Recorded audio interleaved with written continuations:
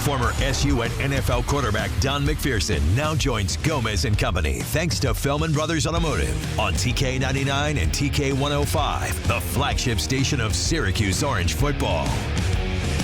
Don McPherson. Donnie, how are you today? Doing well, Gomez. How are you, sir? Good. We were just chatting briefly there offline, getting set up for a phone call, and as it turns out, we're both a big fan of the nap. Big fan of the nap, and I'm really good at the 5-minute nap, the 5-minute power nap, and then on a Sunday afternoon, give me a good hour, and I can knock it off and come back refreshed. I've had days, Donnie, where I've taken like 2 naps, but also I remember on a Saturday, and I don't even know if it counts as a nap because I took a nap like about an hour and a half after I got up. I think it just counts as a continuation of the sleep from the night before. Yeah, you were still in REM sleep. That hour that you're awake doesn't count. Well, Don, first, just a quick look back, sadly, there at the game at Pittsburgh, which was just a disaster against the Panthers, and the wheels fell off early in the game, and there was never even a hint or a feel that it was going to turn around. It was. I got really concerned for Kyle McCord, actually, and I'm sure a lot of people were, frustrated at first. I've been in that situation, as a quarterback when nothing's going right and you can't seem to get it right, and then it falls all on your shoulders. And so that game started off bad and got worse. And I think at some point, I was sitting at home thinking, take him out of the game, pull him, let him sit down, let him calm down, let him see the game from a different perspective, and not worry about, his ego as much as his psyche, because now because it was a Thursday night game, and I know we said quick look back, but I'm taking a long road on this. Okay. Because it was a Thursday night game, now you have 10 days before he gets to get back on the field and get it right again. And that's the difficult part, because now he's going to hear media talking. He's going to hear people rumbling on campus. He's going to hear the national media. He went into that game as the number 2 or 3 quarterback in the country, statistically and everything, and talked of Heisman possibly and all that. And by the end of the first half, he was off all those lists. And so, the drop is going to be tough for a lot of people to ignore. And now you have a long time before he gets back on the field and can get it right again. And so these are going to be a long number of days. You have to watch college football all weekend long and see some great performances by other quarterbacks and other teams, other offenses. So psychologically, there's a lot of work to be done in that locker room, because this was not the type of game. They didn't just lose. They literally gave this game to Pittsburgh. Yeah, it was, like I said, it takes the wind out. And as a fan, the same thing. You're watching it, and then a lot of fans maybe not hanging around to the end, but then you see the announcement of the noon kickoff for the following week. And as a fan, it just kind of sucks the wind out of you as well. And not just the loss, but the way the loss happened. And I think it goes back to, and not to put this all on Kyle McCord's shoulders, but obviously you throw 3 pick sixes in the first half and 5 total. I had a game like that once, and fortunately we won the game, which is, God, how does that happen? But to your point about the fans, part of the psychology around this with Kyle McCord is that Fran Brown said, this is our guy. And no matter what, we ride and die with him. He's our ride and die. And so the fans were banking on that. We had to go into the season knowing we had this guy for 1 year. And then he comes and he's lights out. He's everything that, they were saying prior to this game.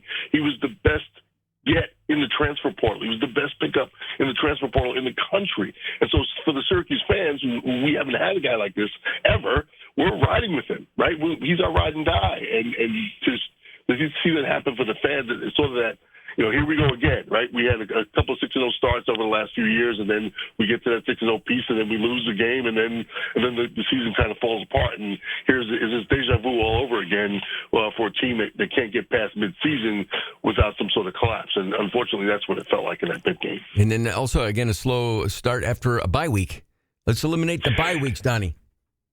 We talked about this last week, and that was my concern. It was the Stanford game came after a bye week, and I said it on Thursday with Brian Higgins that this, I don't want to jinx this game, but this is another bye week. And again, this goes back to sort of the mentality of the team and how do they keep their continuity, how they keep their fire going during that bye week. You want to rest up. You got Marlon Wax back. That was a great aspect of the bye week and 2 bye weeks that give the guys some time to rest. But how do you respond after having so many days off? And again, I go back to that game being a Thursday night. It's almost like you had another little mini bye week. You have a long time to sit around and think about the last game. And the next game, Virginia Tech, again, that noon kickoff. The Hokies coming into the Dome for the game. And what stands out for this upcoming game against Virginia Tech for you, Don? Things that the team has to do and avoid. Yeah, they have to take Virginia Tech seriously. Going into this last game, I talked about special teams, and it turned out special teams didn't matter at all. That I wanted to see them come off the bye week. I think this is, we've talked about this a couple of other times. The single word. We were losing to Virginia Tech my last year, and we were losing at halftime, and Coach DeLeon, our offensive coordinator, came in the locker room, and he wrote character on the blackboard. And he just said, "We're going to find out if you have it." And he walked out. And it just left us all going, whoa.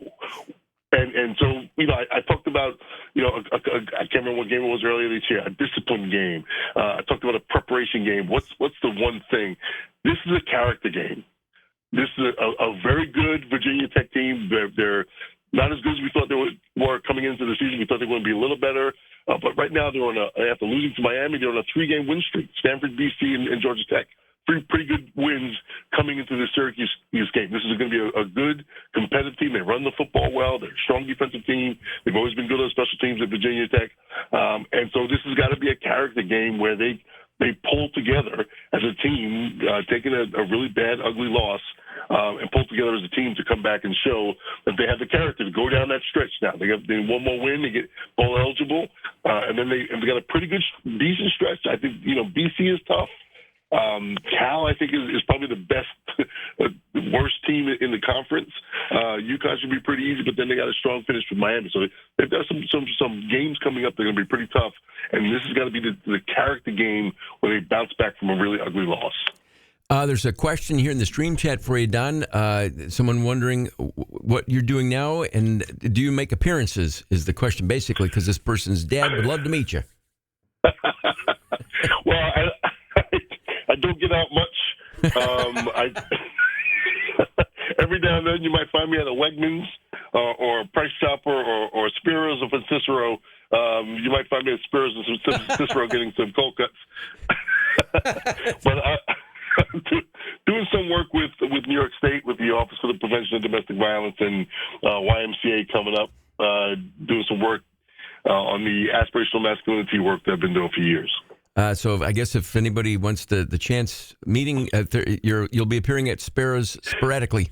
There you go. You'll find me at the deli counter. All right. Donnie, thanks. Appreciate it. And then we'll check in again next week. All right, Gomez. Have a good week. Yep, bye-bye.